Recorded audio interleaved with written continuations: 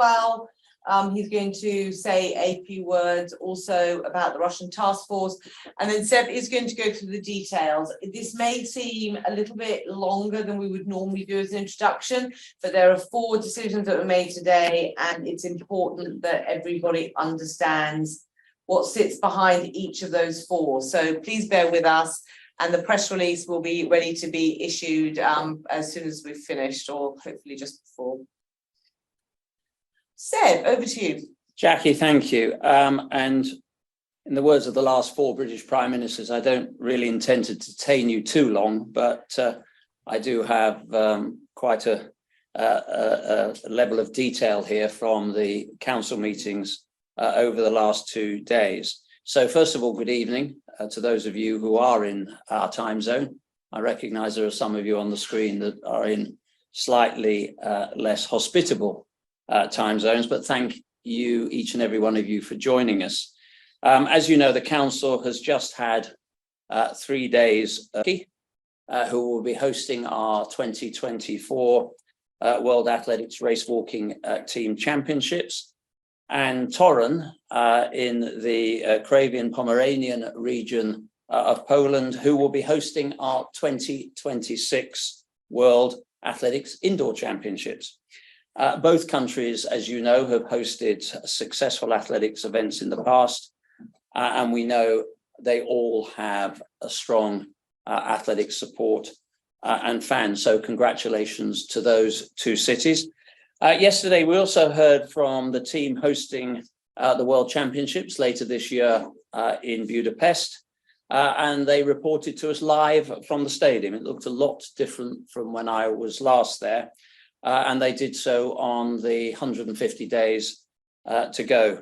Progress is good, and we're really looking forward to being there for what I know will be an exhilarating championships. Now, if I may move on to today, the World Athletics Council has already made a number of important decisions regarding the future participation of the Russian and Belarusian athletics federations, and the amendment of eligibility regulations for athletes who are transgender and who have differences of sexual development, DSD. The council agreed to the reinstatement of the Russian Federation, RUSAF, following 7 years of suspension. And that, of course, was due to the egregious institutional doping violations. However, athletes, officials, and supporting personnel from Russia and Belarus are still excluded from competition for the foreseeable future due to Russia's invasion of Ukraine. I will hand over to Runa Andersson, chair of our Russia Task Force, to summarize the decisions and the lengthy 7-year journey to that decision. Runa, thank you for being with us. Over to you. Thank you, Seb. And as you mentioned, I delivered my final report to Council today in my capacity as the independent chair of the Russia Task Force. I did remind Council that RUSAF was originally suspended from membership in November 2015 due to its whole-scale breach of its anti-doping obligations, and that in November 2021, Congress resolved to continue that suspension until RUSAF had met all of the reinstatement conditions set by Council. I advise Council today that those conditions have now been met. Sorry. First, an independent audit team has confirmed that RUSAF has met all of the detailed KPIs and other requirements set out in the reinstatement plan that Council approved in March 2021. And second, RUSAF has accepted a detailed set of post-reinstatement conditions designed to ensure there is no backsliding from the significant progress that it has made to date. These are in addition to the other special requirements that RUSAF will have to meet as a Category A member federation under the rules of the World Athletics. I told Council that the task force met with RUSAF President Peter Ivanov and his senior management team in person in Istanbul last week. They satisfied us that the meeting, that they understand the importance of these requirements and that they are committed to complying with them. Given all this, the task force recommended that Council lift RUSAF's suspension and reinstate it to membership on the basis that it has to comply with all of the above-mentioned requirements for at least 3 years, with such compliance to be monitored by the AIU, that is the Athletics Integrity Unit, at RUSAF's cost. Council adopted that resolution, and therefore the task force work has come to an end.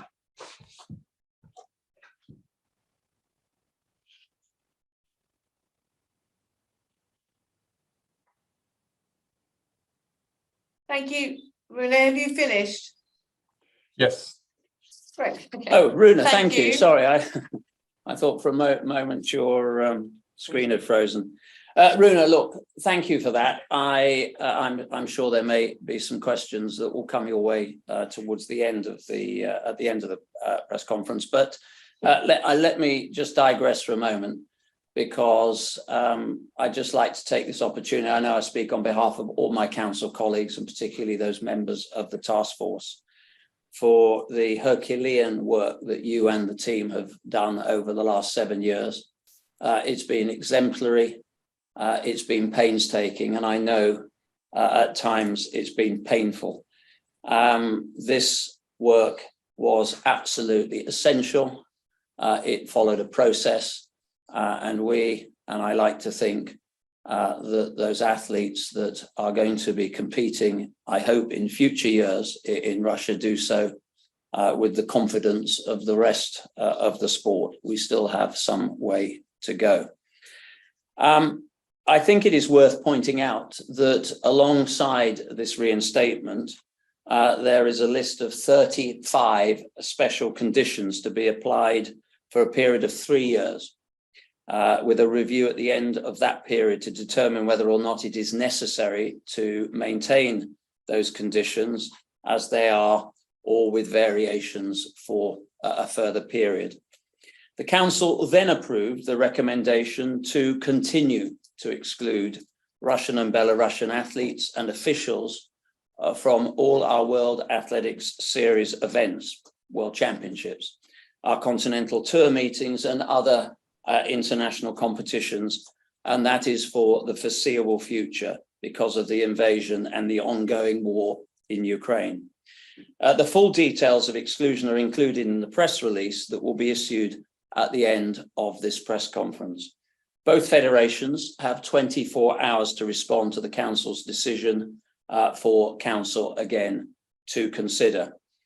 The Council has also approved the establishment of a working group to advise and recommend to the Council the conditions that would need to be met for the restrictions on athletes and officials from RUSAF and the Belarus Athletics Member Federation participating in World Athletics Series events to be lifted.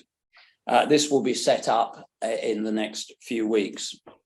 Let me now move on to the DSD and transgender regulations.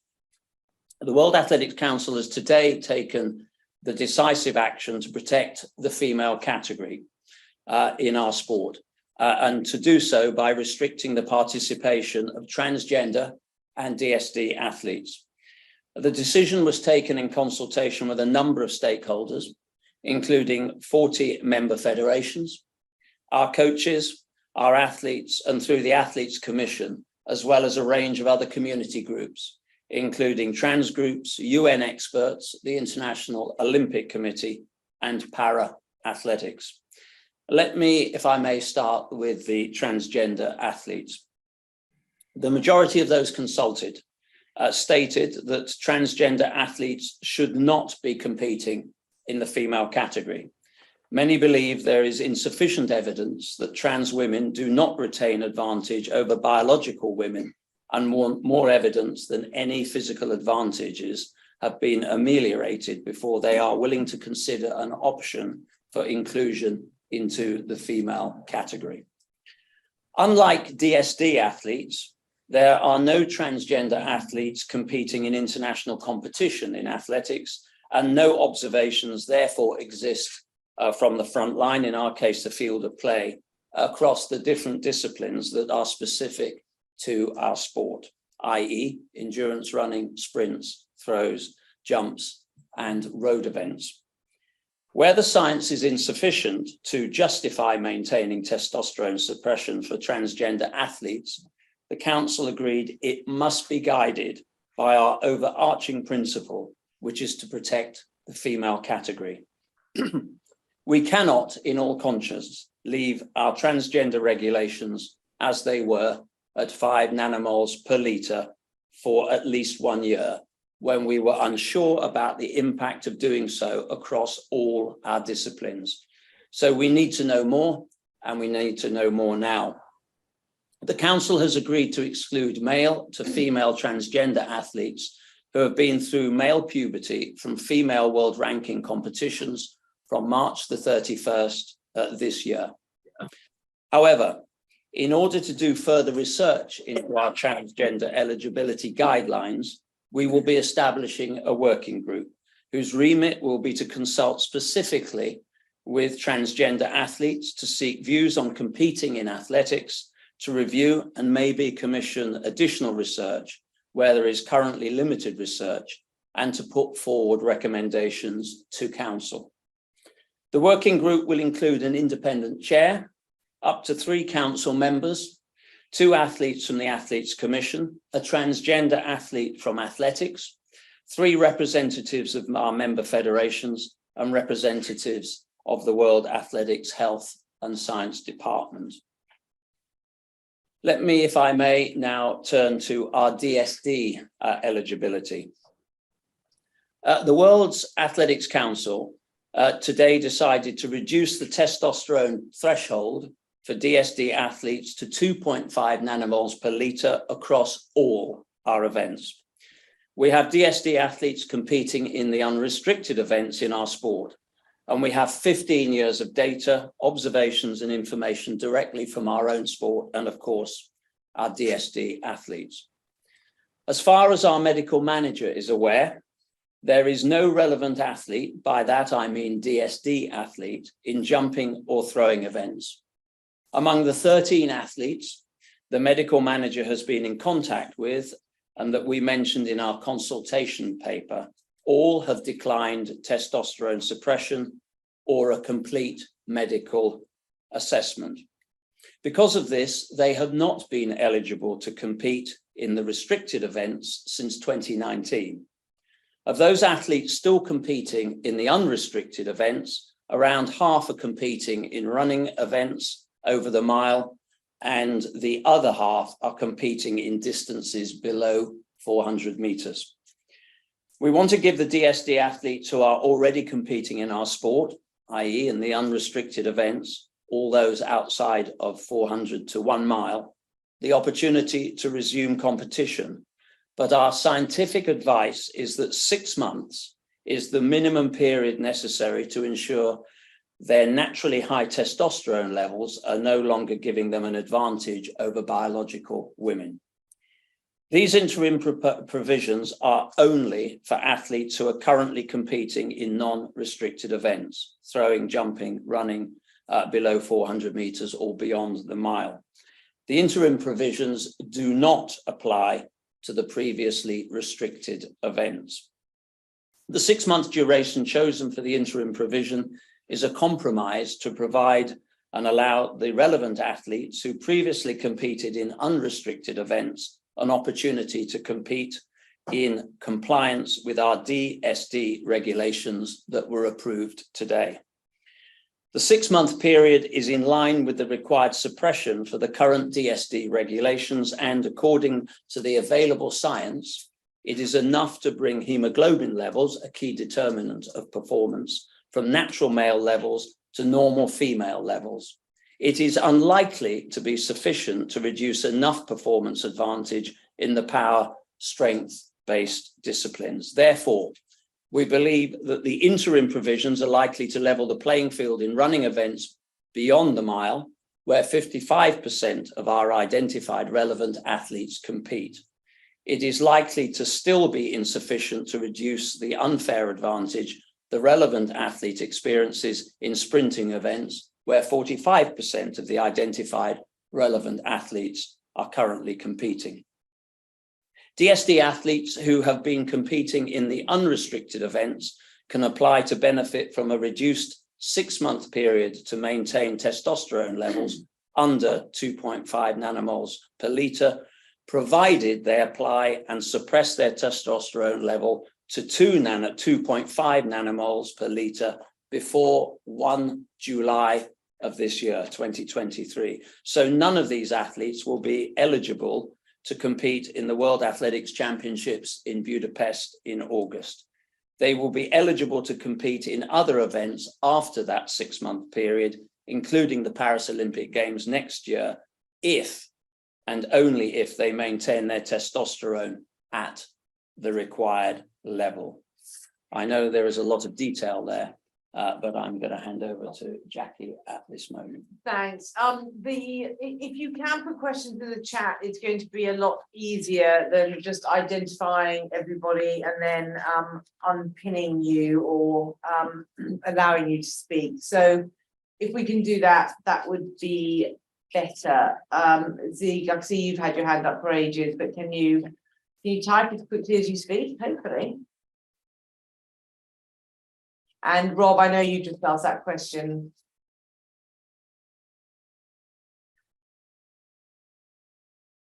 We'll just give you a few moments.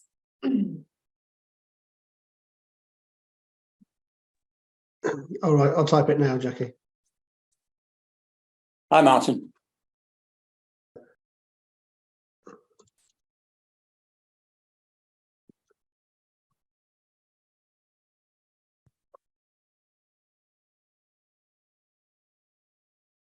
Rob, I do understand it's better for TV, but as I said, it is quite difficult to unmute everybody individually. So if you wait till the end, if you like, and if there is you can ask a question directly. Yep. Thanks.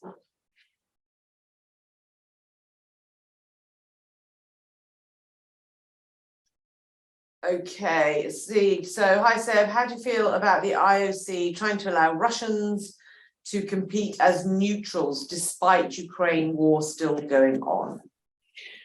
Martin, hi. Look, I think the position the council has taken today is very clear. There's no ambiguity about it. The primacy for the decision around eligibility rests with the International Federation.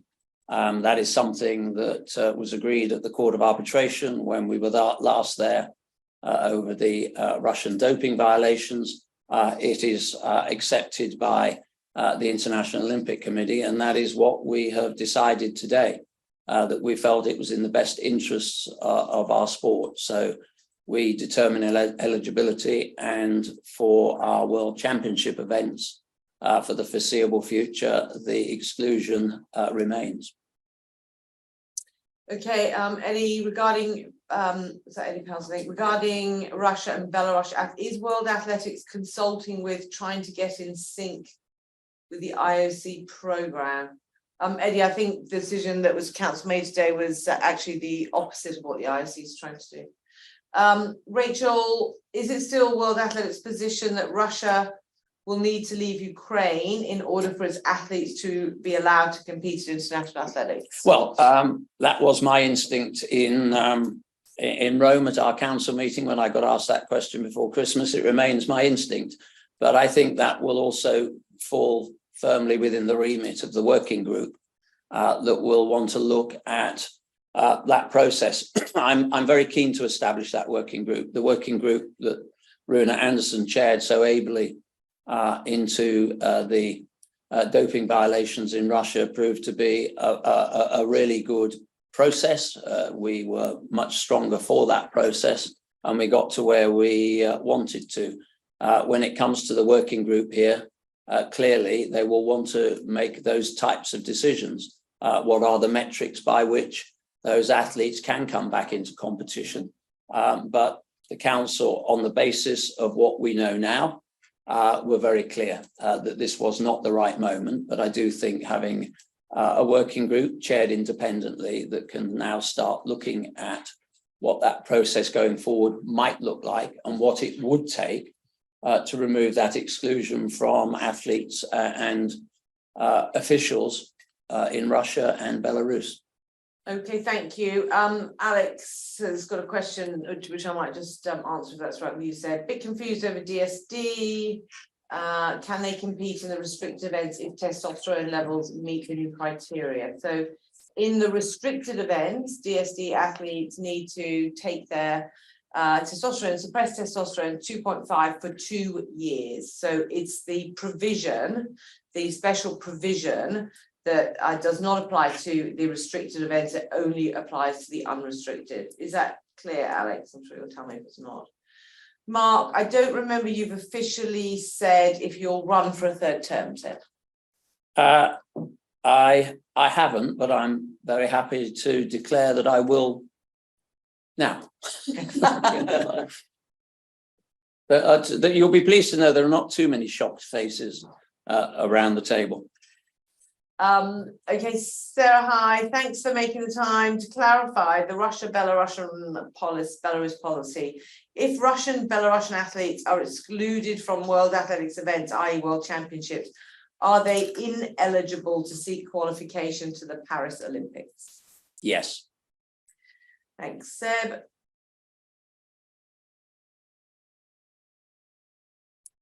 Okay. Hi. How is the situation of the Paris 2024 mixed race walking event right now? There are only 16 months left and the athletes don't know what distance they should train. We made the decision in the council. I'm not actually sure when. Yeah. When are we going to relay that? It goes to the IOC. The IOC's executive board will be discussing it at the end of next week. Yeah. So they will know very imminently. Quickly. Yeah.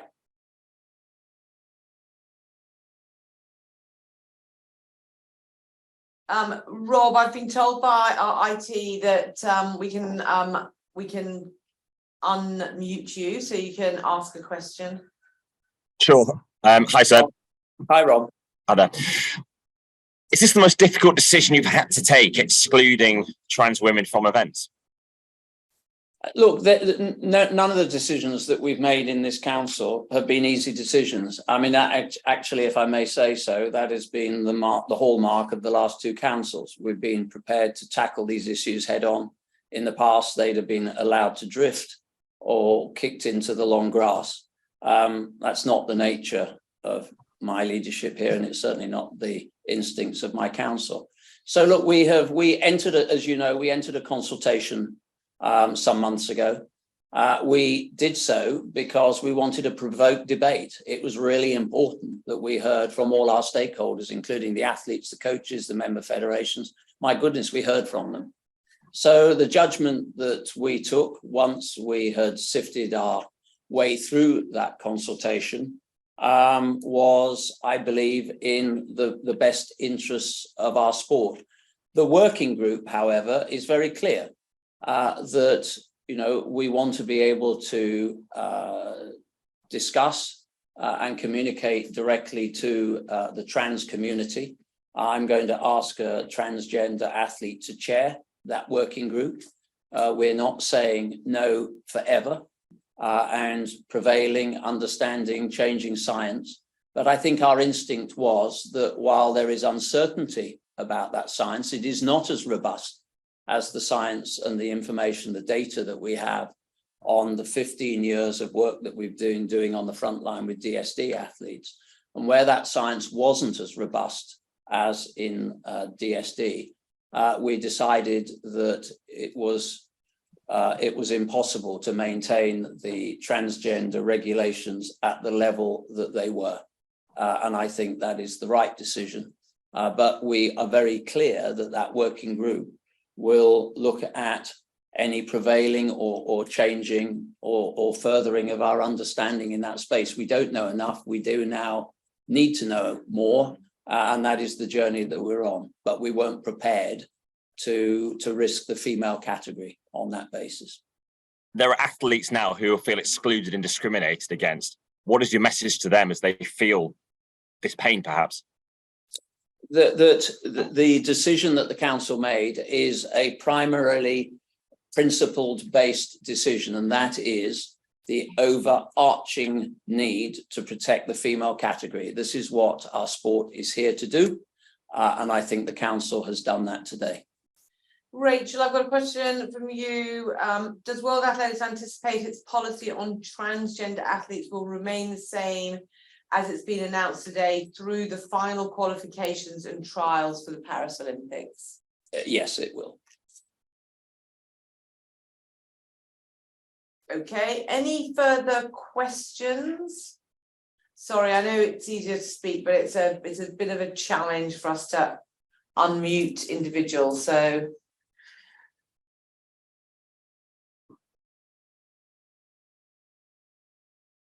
Hi, David. Do you expect any legal issues over the new transgender policy? UK Athletics have flagged legal issues in the UK. David, hi. It's possible. Look, I made this point to the council today that all the decisions we've taken have their challenges. They have medical challenges, they have scientific challenges, they have legal challenges, they certainly have communications challenges. So look, if that is the case, then we will do what we have done in the past, which is vigorously defend our position. And the overarching principle for me is we will always do what we think is in the best interest of our sport. Thanks, Seb. Any other questions? No, the press release I think is heading out soon, so all the details will be in there, including the links to the task force report, also to the full transgender and DSD regulations, so you can read them all at your leisure. Rob Harris has asked, did you think of an open category?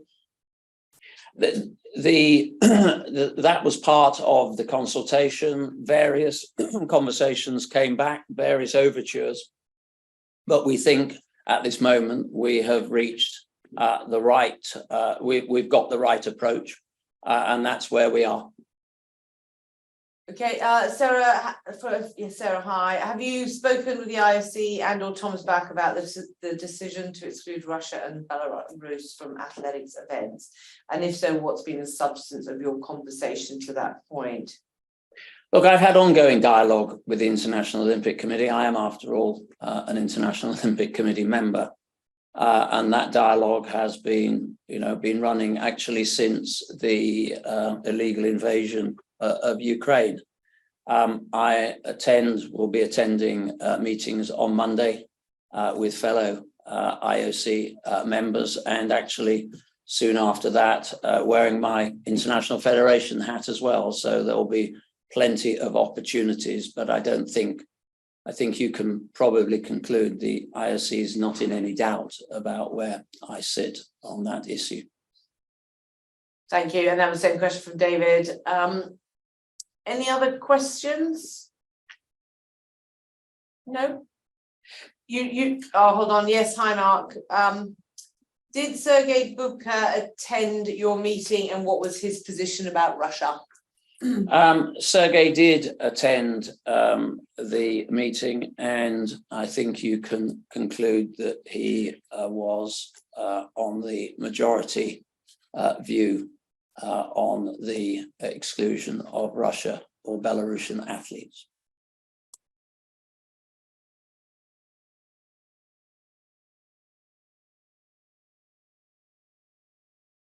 Okay, so all of you know how to reach us, so do contact us if there are any other questions or if anything else is unclear.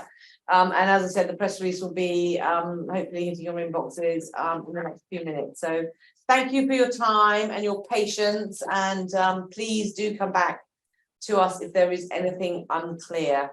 Thank you. Thanks, guys.